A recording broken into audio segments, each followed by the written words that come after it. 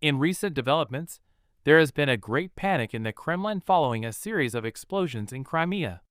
The region, which has been a point of contention between Ukraine and Russia for years, has witnessed a surge in violence in recent weeks, with explosions being reported one after the other.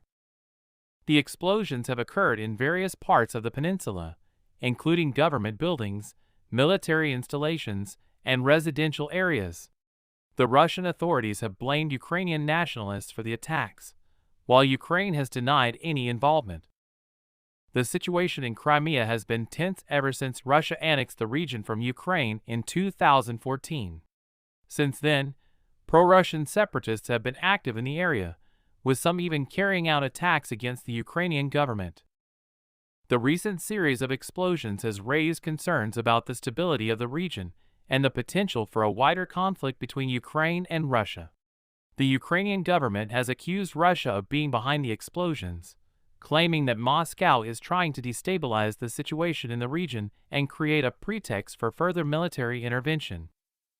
Russia, however, has denied any involvement in the attacks and has accused Ukraine of using the incidents as a pretext to launch an offensive in the region. Russian officials have warned that any such action would be met with a strong response from Moscow. The situation in Crimea has also raised concerns among the international community, with many countries calling for restraint on both sides.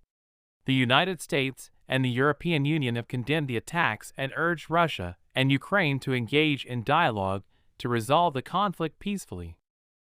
The tensions between Ukraine and Russia have been simmering for years, with both sides accusing the other of aggression and provocation.